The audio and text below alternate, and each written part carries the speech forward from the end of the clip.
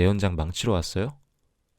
이 작품 나한테 엄청 중요해. 근데 지금 뭐 하는 거야? 안녕하세요. 책배입니다. 오늘 소개해드릴 책은 나만 이러고 사는 건 아니겠지 입니다. 김승 작가님의 에세이이고 출판사는 꿈꾸는 인생입니다. 이 책은 누군가를 위로하려는 목적으로 쓰여진 글이기보다는 그냥 작가님의 들키고 싶지 않은 경험들을 읽으면서 자연스럽게 위로를 받게 되는 책인 것 같아요. 작가님이 겪었던 과거의 경험들이 꾸밈없이 정말 담백하게 쓰여져 있어서 오히려 공감이 더 많이 되고 저의 찌질했던 순간들도 함께 생각이 나면서 몇 번 울컥했던 것 같습니다. 그 중에서도 공감이 많이 가고 여러분들께 읽어드리고 싶은 글들을 추려서 영상을 만들어 봤습니다. 네, 그럼 좋은 시간 되세요. 프롤로그. 들키고 싶지 않은 것들의 고백. 2019년은 내 삶에서 가장 힘든 한 해였다.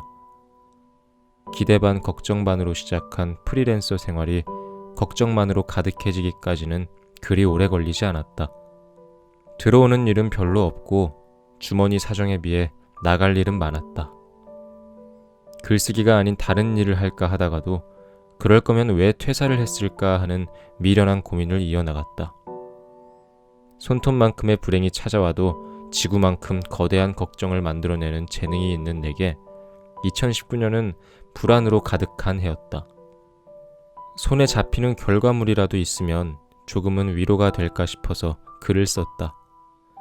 썼던 글을 묶어서 삶이 무너져요. 그런데 왜 아름답죠? 라는 제목으로 독립 출간했다. 당시 내 심경을 대변하듯 책의 구성은 삶이 무너지는 내용이 90%이고 아름다운 내용은 10% 정도에 불과한 불균형을 자랑했다. 이 책은 그 글에서 시작됐다. 출판사와 함께 기존 원고를 고치는 과정을 거치며 새로운 글이 합해졌지만 여전히 밝은 내용은 그리 많지 않다. 글의 내용이 어둡게 보일지라도 그 모든 순간에 내가 꿈꾼 건 아름다운 삶이다. 아름다움을 꿈꾸기에 눈앞에 아름답지 못한 삶을 보며 불행하다고 느낄 수밖에 없었다. 내가 잘난 사람이고 장점이 많은 사람이었다면 그런 부분을 자랑하는 글을 썼을 거다. 애석하게도 나의 하루는 많은 불안으로 이루어졌고 글감이라고는 나의 치부들 뿐이었다. 책을 내게 된 지금 이 순간 내가 믿을 수 있는 것도 결국 나의 약하고 부족한 부분들 뿐이다.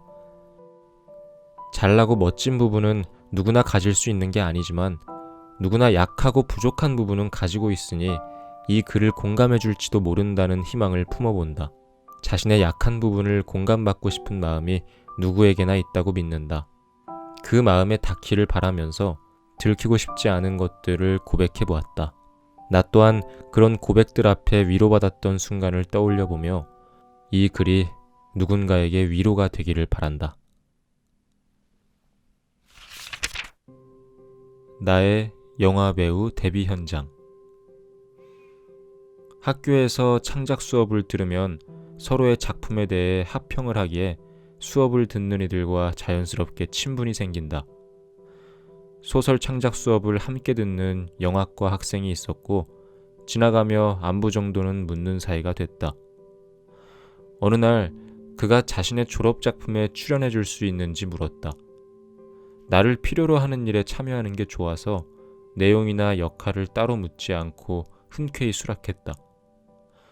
과 선후배들과 준비한 연극에 배우로 참여한 지 얼마 안 되었을 때라 연기에 대한 흥미가 많았다. 연극에 초대한 가족과 친구들도 재밌게 봐줬기에 단편 영화에 출연하고 주변에 보여줄 상상에 들떴다. 며칠 후 영화 스태백에서 연락이 왔다. 주소를 알려주며 저녁까지 남양주의 세트장으로 오라고 했다. 대중교통을 이용해서 가는데 집에서는 꽤 먼 거리다. 촬영이 끝나면 밤일 거라 대중교통으로 돌아가는 건 불가능하다. 도착해서 스텝에게 물어보니 촬영이 끝나면 준비된 차로 태워줄 거라고 했다. 영화과의 졸업작품이 원래 이렇게 규모가 큰가 싶을 만큼 많은 사람이 모였다. 스텝의 안내에 따라 감독에게 가서 오늘 찍을 장면에 관해 설명을 들었다. 설명은 그리 길지 않았다. 마음속으로 이곳에서 내가 할 일을 정리한다. 찍을 장면은 2개. 하나는 오열, 하나는 자위. 내용과 역할을 묻지 않은 내 탓일까? 지금이라도 못하겠다고 해야 하나? 온갖 경우의 수를 생각한다. 차가 없어서 도망갈 수도 없다. 첫 장면은 오열이다. 내 앞에 카메라가 세팅되고 앞에는 상대 배우가 앉아있다. 내가 맡은 역할은 팬티를 훔쳐서 엄마에게 혼나는 학생이다. 많은 이들이 카메라 뒤에 서 있고 카메라 앞에는 나뿐이다. 이곳에 나를 구원해 줄 수 있는 사람은 없다. 생각이 멈춘 채로 눈물은 나오지 않고 스텝들이 수군대는 소리가 의식되기 시작한다. 슬픈 상상을 해보세요. 카메라를 잡은 스텝이 말한다. 오열하지 않으면 이 사람들과 나 모두 집에 갈 수 없다. 감독은 잠시 촬영을 멈추고 나를 따로 불러낸다. 그가 담배를 물며 말한다. 내 연장 망치러 왔어요? 이 작품 나한테 엄청 중요해. 근데 지금 뭐 하는 거야? 교실에서 함께 소설을 보던 사람은 사라졌다. 분명 내게 하는 말인데 내가 들어서는 안 될 것만 같은 말. 내가 지금 화를 내야 하는 건가? 어떻게 반응할지 정하기도 전에 그가 갑자기 웃으며 말한다. 어때요? 지금 기분 나빴죠? 농담 반 진담 반이긴 한데 지금 그 기분 가지고 연기해봐요. 나는 영화에 대해 잘 모른다. 그러나 이게 연기 지도가 아니라 폭력이라는 것쯤은 알 수 있었다. 다시 카메라 앞에 선다. 지금 내게 일어난 일들을 하나하나 되짚어본다. 몇 분 지나지 않아 눈물이 터졌다. 억울해서 울었는데 감독은 오케이를 외친다. 이제 스태프들은 다음 장면을 준비할 수 있고 나도 곧 집에 갈 수 있다. 만약 내가 못 찍겠다고 했으면 어떤 반응이었을까? 나는 나쁜 사람이 됐을까? 내가 나를 지키는 게 다수에게 나쁜 짓을 하는 것 같은 상황이 내 삶에서 다시는 되풀이되지 않기를 바라며 통곡했다. 탈진하듯이 울고 나서 다음 장면을 준비한다. 자위를 연기해야 한다. 빨리 찍고 탈출하는 것 이외에는 다른 방법이 떠오르지 않는다. 진짜로 하면 큰일 나니까 하는 척만 해야 돼요? 감독은 웃음을 잃지 않고 말한다. 카메라 뒤에 서 있는 스텝과 눈이 마주친다. 같이 창작 수업을 듣는 학생이다. 다음 주에 만나면 어떤 표정을 지어야 하나? 아니, 저 사람은 내게 어떤 표정을 보여줄까? 촬영이 모두 끝나고 스텝의 안내에 따라 준비된 승용차에 탄다. 엄마와 비슷한 연배로 보이는 사람이 운전석에 앉아있다. 스텝의 소개에 따르면 감독의 어머니라고 한다. 이곳에서 감독은 울 일이 생기면 엄마에게 달려갈 수 있다. 차에서는 가는 내내 찬송가가 흘러나온다.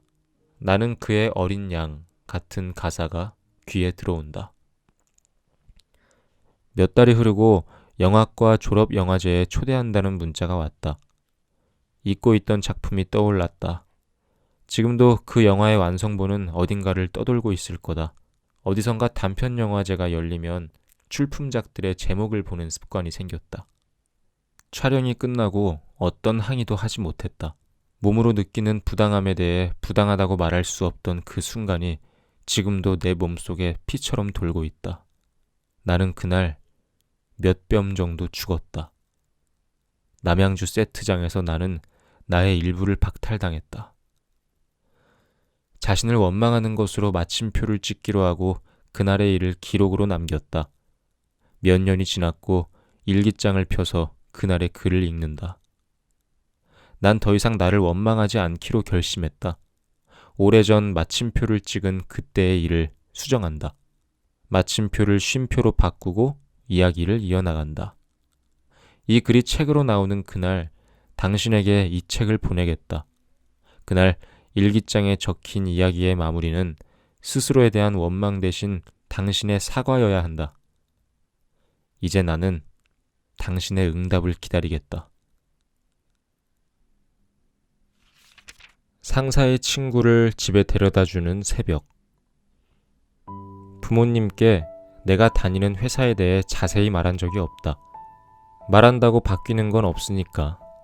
부모님은 내가 왜 프리랜서가 되었는지 의아할 거고 대기업에 가서도 잘할 것 같은 애가 왜 저럴까 싶을 거다. 부모 눈에 자식은 늘 잘난 놈이다.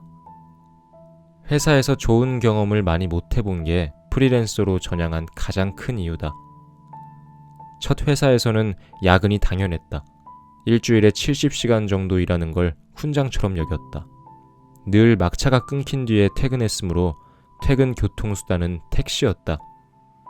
설릉역 근처에서 다른 이들과 경쟁하듯 택시를 기다리는 날이 많았다. 택시가 안 잡혀서 성수대교까지 걸어간 날도 있다. 지금 이야기하려는 그날도 새벽에 택시를 탔다. 성수대교를 절반쯤 건넜을 때 전화가 걸려온다. 발신자의 이름을 확인하지 않아도 누군지 알 수 있다. 내가 모시는 팀장이다. 모신다는 표현은 과장이 아니다. 야 진짜 미안한데 나 좀 도와줄 수 있어? 남편이랑 다 연락이 안 돼서 그런데 괜찮으면 청담 쪽으로 좀 와주라. 거절은 내게 없는 선택지다. 업무가 하나 늘어났다고 생각하니 졸음이 달아난다. 저 기사님, 죄송한데 유턴 좀 해주세요. 청담동을 지나서 간 적은 있지만 뚜렷한 목적을 가지고 청담동에 간 건 처음이다. 내가 보게 될 풍경이 청담동의 인상이 될 거다. 팀장이 보내준 주소로 가보니 고급스러운 술집이다. 카운터에 서 있는 연예인처럼 잘생긴 남자에게 팀장의 인상착의를 말하고 어디에 있는지 묻는다. 남자가 말해준 방 안에 들어가니 팀장이 보인다. 테이블에는 예쁜 술병이 많다. 태어나서 처음 보는 술병들이다. 팀장 덕분에 많은 걸 새롭게 알아간다. 스탠딩 마이크도 있다. 조금만 일찍 왔으면 팀장이 노래하는 걸 봤을 수도 있다. 내가 탬버린을 쳤어야 했나? 팀장을 만족시키려면 무언가를 시키기 전에 알아서 미리 해야 한다. 번번이 실패하지만 일단 시도한다. 다행히도 이번엔 내가 할 일이 명확해 보인다. 방 한쪽에서 자는 저 사람을 목적지까지 데려다 주는 것. 저렇게까지 취하려면 얼마나 많은 술을 마셔야 할까? 취하기까지 얼마나 즐거웠을까? 조금 전까지 했던 업무들이 떠오른다. 팀장은 이곳에서 술을 마시고 노래를 하면서도 중간중간 내가 일을 잘하고 있는지 연락을 한 거다. 한 번에 2가지 일을 하는 사람이 부럽다.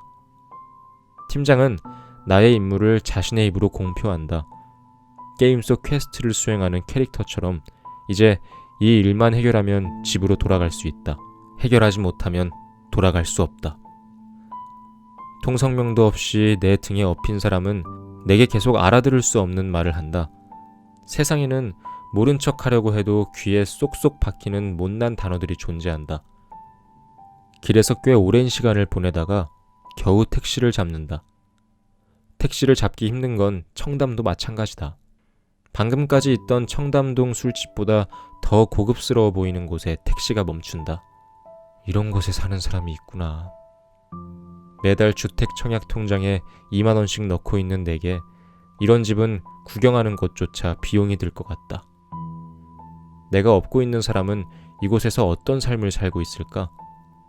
비싼 술을 먹고 모르는 이의 등에 업혀서 집에 오는 게 낯선 일은 아닐 것 같다. 이런 사람과 친구로 지내는 팀장도 나와는 다른 사람인데 함께 일을 하고 있다. 너무 달라서 나를 혼내는 게 아닐까? 내가 이런 집에 살고 청담동에서 술을 마실 수 있는 사람이라면 나를 칭찬해 줬을까? 취한 사람을 집에 무사히 데려다 주면서 나의 임무는 끝이 났다. 상사는 고맙다며 택시비로 5만 원짜리를 한 장 준다. 집까지 2만 원 정도 나올 테니 3만 원이 이번 임무의 보상이다. 주택 청약 통장에 넣을 돈과 편의점 도시락 2개를 사 먹을 돈이 생겼다. 야근 수당이 안 나오는 회사이므로 새벽에 가성비 좋은 아르바이트를 한 기분이다. 이 일에 대해서 회사에 말하지 않아야 한다는 것쯤은 알고 있다. 팀장 덕분에 그 정도 눈치는 생겼다. 팀장이 호출한 택시를 기다릴 동안 팀장의 이야기를 듣는다. 팀장이 욕을 하면 내 의지와 상관없이 맞장구를 치며 같이 욕을 한다. 속상하시겠어요. 힘드시겠네요. 그 사람 진짜 나쁜 사람이죠. 내가 어떻게 팀장을 두려워하게 됐는지 설명하려면 그곳에서 근무한 기간보다 더 긴 시간이 필요하다. 회사에 CCTV가 설치되어 있으면 좋았을 텐데. 팀장이 떠난 뒤 내가 타고 갈 택시를 부른다. 몇 시간 전에 성수대교에서 유턴했던 택시를 타게 된다면 다시 성수대교를 넘게 된 사연을 변명하듯 말해야 하나.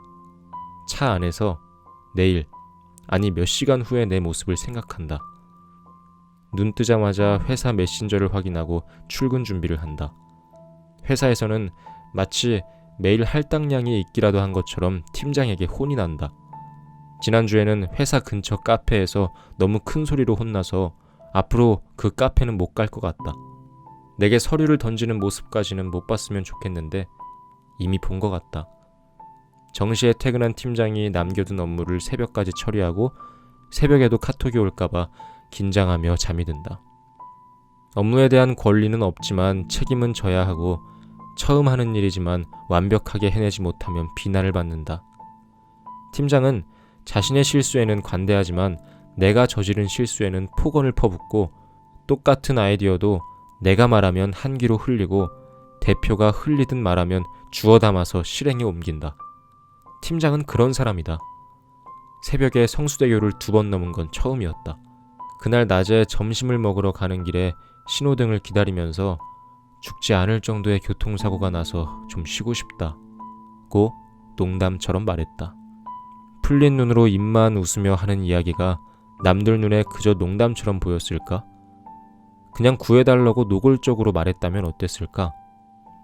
내가 아이였을 때 성수대교가 무너지는 일이 있었다. 튼튼한 다리가 무너질 거라고 누가 예상이나 했을까? 나는 내 삶이 이런 식으로 무너질 거라고 예상한 적이 없다. 그래서 넌 왜 이렇게 무너졌냐고 묻는다면 대답할 말이 없다.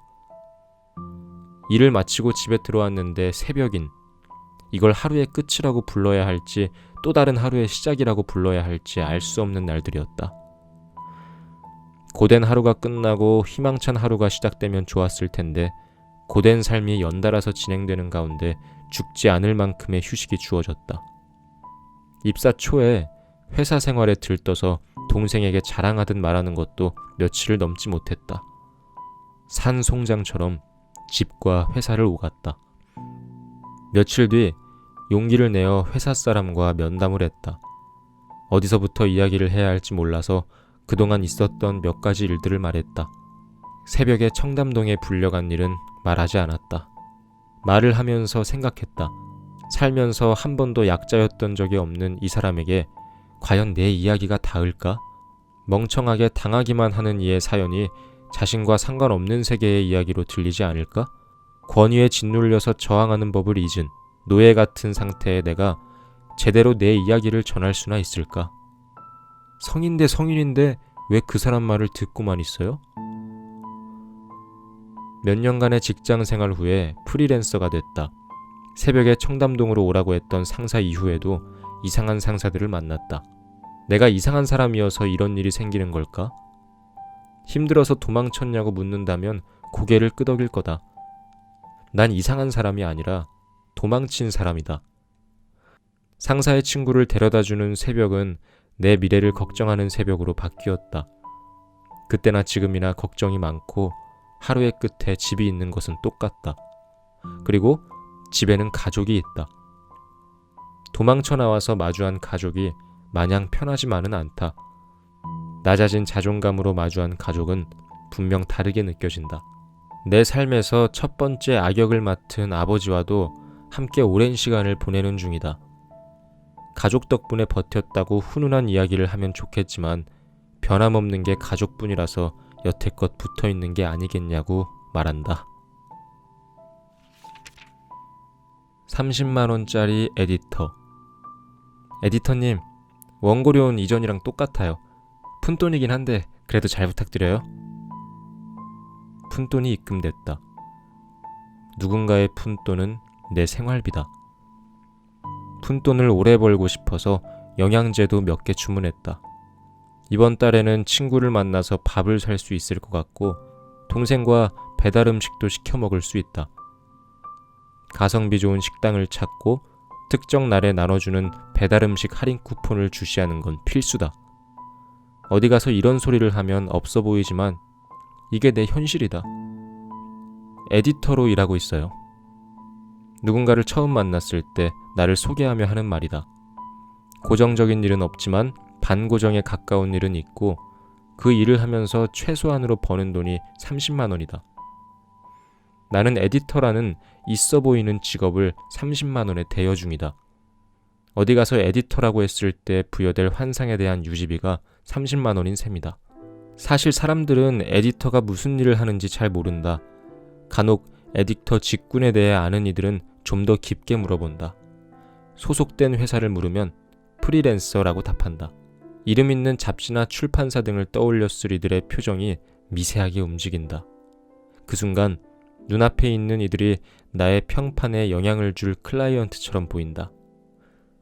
평판도 없고 클라이언트도 없지만 있어 보이고 싶은 마음은 쉽게 사라지지 않는다.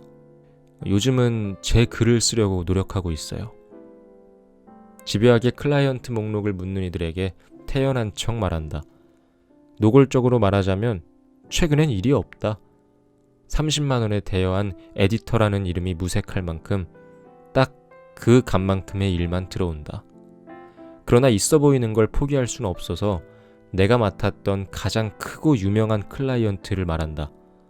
마치 그들과 매번 작업하기라도 하듯. 사실 그들과는 몇 번 작업해 본 적이 없고 그들은 아마 내 이름도 잊었을 거다. 30만 원을 위해서 뭔가 쓴다. 글의 끝에 내 이름이 찍혀서 나간다. 내 이름을 걸고 쓰는 글이기에 악착같이 쓴다. 들이는 시간에 비해 받는 돈은 적은 편이므로 대충 쓰고 다른 외주일을 찾아보는 게 효율적일지도 모른다. 미련한 짓을 하고 있는 걸까? 이런 생각이 들기 시작하면 아무것도 쓰고 싶지 않다. 매달 수입이 이 정도라면 영양제 살 돈도 없다. 아니, 영양제는 애초에 사치였다. 영양제의 효능에 대해 검색하고 영양제가 쓸모없다는 기사 링크를 동생에게 보낸다. 영양제를 그만 살 명분의 동의를 얻기 위한 행동이다. 동생의 답장을 기다리면서 일을 늘리거나 차라리 다시 회사로 돌아가는 게 맞는 게 아닐까 고민한다. 명함도 소속도 없지만 난 에디터다. 어디서 일하냐고 물으면 프리랜서라고 답한다. 월 수입을 물으면 건당 받는다고 하고 집요하게 물으면 했던 일 중에 가장 작업비가 높았던 것을 정기적인 수입인 것처럼 말한다. 풀어놓으면 참 없어 보이는데 압축해서 던지면 있어 보이는 직업이라서 오늘도 답한다. 난 에디터다. 푼돈을 생활비로 쓰면서 있어 보이는데 힘을 쓰는 난 에디터다. 아무리 느린 영화여도 2배속하지 않는. 영화 글을 연재 중인데 간혹 마감에 임박해서 급하게 영화를 볼 때가 있다. 그럴 때면 2배속으로 영화를 볼까 하는 유혹이 찾아온다. 러닝타임도 긴데 호흡마저 느린 영화를 보는 건 꽤나 지구력이 필요한 일이다. 속도감 있는 편집이 늘고 긴 러닝타임의 영상은 점점 사라지고 있다. 키보드에서 버튼 하나만 눌러도 영화의 장면은 금세 넘어간다. 그런데 바로 그 장면과 장면 사이의 몇 초를 가지고 감독은 몇 날 며칠을 고민했을지 모른다. 감독이 고심 끝에 만든 세계가, 그 세계의 속도와 리듬이 관객의 클릭 한 번으로 무너지는 거다. 롱테이크로 유명한 영화들이 있다. 이런 영화들은 보다 보면 영화 속 시간의 흐름 안으로 들어가게 된다. 그런데 이 영화들을 2배속을 하거나 빨리 넘기면서 본다면 과연 그 장면을, 그 영화를 제대로 봤다고 할 수 있을까? 나무를 5분 동안 보여준다는 걸 확인하고 넘겨버리는 것과 나무를 5분 동안 바라보는 건 완전히 다른 경험이다. 허우 샤오시엔 감독의 최근작 자객 서분낭은 무협 영화임에도 불구하고 느린 호흡을 자랑한다. 칼로 싸우는 장면 대신 칼을 들고 싸워야 하는 이유에 대해 사유하는 영화이다. 솔직히 말하자면 내 기준에서는 많이 정적으로 느껴지는 영화였다. 감독은 인터뷰를 통해 말한 적이 있다. 자신에게 있어서 영화는 세상에 대한 예의라고, 지그시 현상과 세상을 바라보는 영화를 만들어 온 감독이기에 할 수 있는 말이라고 생각했다. 가끔 유혹은 찾아오지만 영화를 2배속으로 보는 일은 내 삶에 없을 거다. 나는 영화가 사람처럼 느껴지기 때문이다. 누군가의 속도가 느리다고 보챌 수 없고 빠르다고 붙잡을 수도 없다. 그저 바라볼 뿐이다. 그 사람의 속도와 리듬을 있는 그대로 바라보는 건 사람과 사람 사이의 가장 기본적인 예의다. 난 내가 모르는 세상을 영화를 통해 배운다고 믿는다. 그러므로 내 속도와 맞지 않는다고 해서 그 세계의 속도를 임의로 조정하지 않는다. 그저 그 속도를 경험해 본다. 앞으로도 많은 영화를 보고 많은 세계를 경험하게 될 거다. 영화의 속도를 존중하면서 어떤 사람, 어떤 세계의 속도를 존중하는 법을 배운다는 믿음으로 아주 천천히 흐르는 영화를 응시한다. 내 삶에 아주 느린 순간을 목격하듯이. 제기에서 방배로, 방배에서 제기로.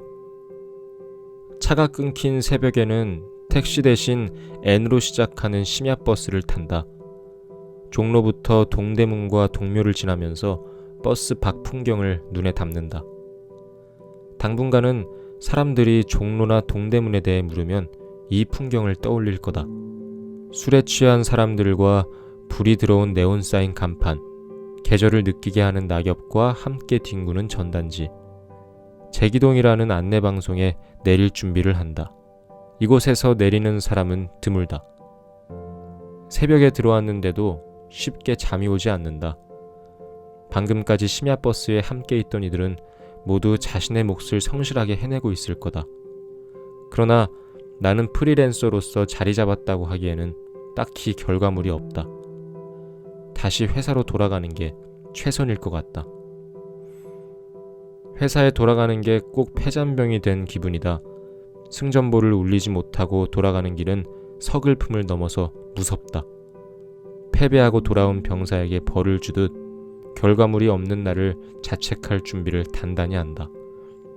얼마 전 답답한 마음에 의지하는 몇몇 사람들에게 고민을 털어놓았고, 한 명이 자신이 쓰는 사무실에 방이 하나 비었다면서 사무실로 쓰라고 했다.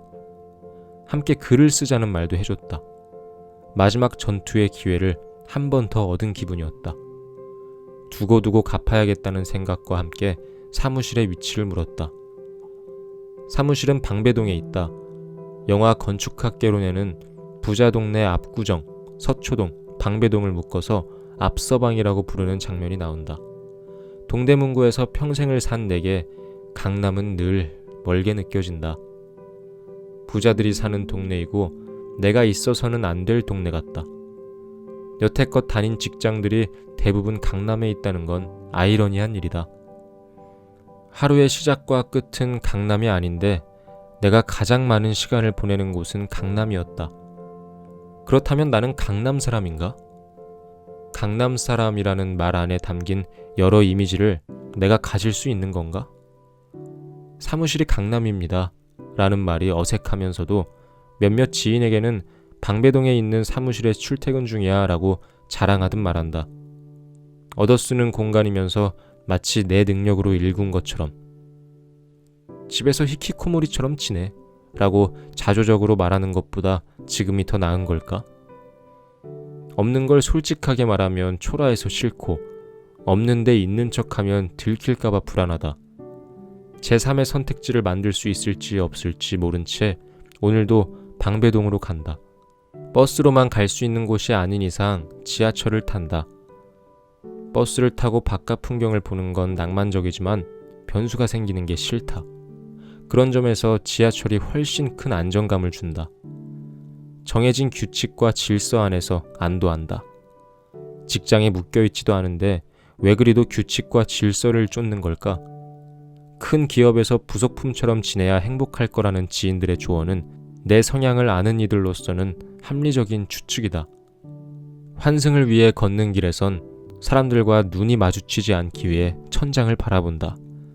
천장만 바라보면 사고가 날 수 있으니 천장 9, 정면 1의 비율로 눈을 움직이면서 걷는다. 아침에 면도를 해도 저녁이면 검게 변할 만큼 수염이 빨리 자라는데 약속이 없는 요즘은 2, 3일에 한 번 면도를 한다.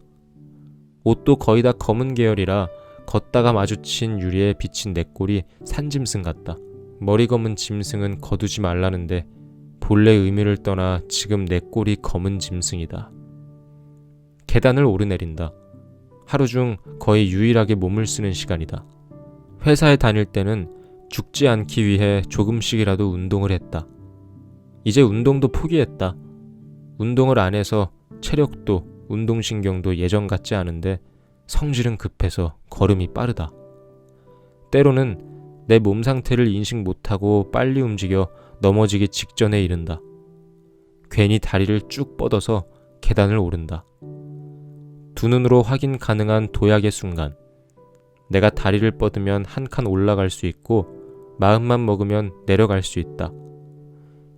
이걸 눈으로 매일매일 확인하는 건 집에 있는 것보다는 좀 더 자존감 상승에 도움이 된다. 이 말에 동의하는 사람이 늘어나면 함께 계단 오르기를 하면서 도약을 팔아먹는 도약 선생이 될 거다. 이런 되지도 않는 사업 구상과 함께 계단을 오르내린다. 요즘에는 그 어떤 단체방에서도 속 편히 이야기하기가 어렵다. 특히 직장인들이 모여있는 단톡방에서는 더욱더 그렇다. 그래도 꾸역꾸역 다 읽어본다. 무리해서 이탈되는 건 싫어서 불안한 마음으로 읽는다. 오늘의 주제는 차다. 마시는 차에 대해서라면 나도 한마디 정도는 할 텐데 타고 다니는 차에 대한 이야기다. 요즘은 늙어버린 얼굴 때문인지 어딜 가도 주차권이 필요한지부터 묻는다. 당연하다는 듯이 주차권을 줘서 어색함에 주차장이 어디냐고 되물은 적도 있다. 함께 식당에 가자고 하면 주차 여부부터 물어보는 친구들이 늘어났다. 나는 교복을 입던 때나 지금이나 식당과 가까운 지하철역부터 찾는다. SNS에는 퇴근하고 놀러가고 싶다는 이야기가 줄을 이룬다.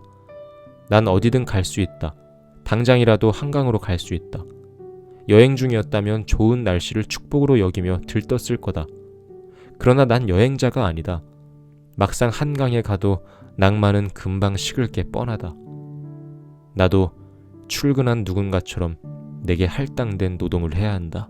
누구도 할당해주지 않았지만 스스로 만든 노동량을 채워야 마음이 놓인다. 이 일조차 하지 않으면 아직 내 마음에 작동 중인 생산성의 필터가 불안을 가중시킬 거다. 나는 밥값을 하지 않고 밥을 먹는 자신을 원망할 테고. 이수역에서 내려 사무실로 간다. 여전히 사무실 비밀번호를 못 외워서 메모장에 적은 숫자를 확인한다. 손을 씻고 점점 느려지는 노트북을 켜고 웹서핑을 시작한다. 글을 쓰는 시간보다 흘려보내는 시간이 더 많은데 집에 있을 때보다는 생산적으로 시간을 보냈다고 합리화한다. 출퇴근의 삶은 역시 위험하다. 업무 공간에 머물기만 해도 마치 뭐라도 한 것 같은 착각에 빠진다. 사무실을 빌려준 지인에게 물으니 사무실 계약 기간이 6개월 정도 남았다고 했다. 재계약에 대해서는 묻지 않았다. 나와의 관계도 6개월 뒤에 만료인지 묻는 건 더 무서운 일이라 역시나 하지 않았다. 6개월 뒤에 방배동 사무실이 사라지면 다시 집으로 돌아가면 된다. 방배동으로 출퇴근한다는 말을 다시 집에서 일한다는 말로 바꾸면 된다. 어려운 일은 아니다. 카페에서 커피값을 내면서 글을 쓰는 건 사치스러우니 집에 머물 거다. 공유 오피스의 가장 저렴한 오픈데스크 자리 정도는 구하고 싶은데 고정 지출을 만드는 것은 부담스럽다. 지출은 지방 같아서 한 번 늘면 좀처럼 줄지 않는다. 생활의 고정비는 특히나 쉽게 줄지 않는다. 몸집이 커진 고정비를 유지하기 위해 일을 더하는 이가 있고 고정비를 최대한 낮춰서 일을 덜하는 사람이 있다. 난 후자다. 가성비를 따지는 습관도 지출만큼 쉽게 고쳐지지 않을 듯하다. 무엇보다도 내 수입은 좀처럼 고쳐질 것 같지 않다. 내 글이 팔릴 만한 가치가 있는 글이기를 바랄 뿐이다. 마음에 들지 않지만 글 한 편을 겨우 완성한다.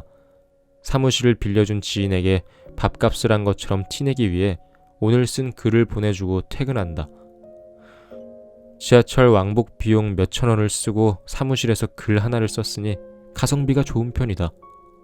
부디 내가 쓴 글의 원고료가 비싸기를, 제 기억에서 왔다가 제 기억으로 돌아가는 매일의 왕복운동 대신 방배동에서 계속 머물 수 있는 삶이기를. 가성비를 찬양하고 속물을 욕하는 글을 쓰면서도 가성비의 세계에서 속물의 세계로 넘어가기 위해 이런 글을 쓰고 있다는 걸 들키지 않기를. 퇴근길에 이수역 근처 부동산에 붙은 각종 임대료를 힐끔힐끔 본다. 내가 쓴 글의 값을 계산해보다가 결국 지하철역으로 내려간다. 계단이 많은 이수역 아래로, 더 아래로.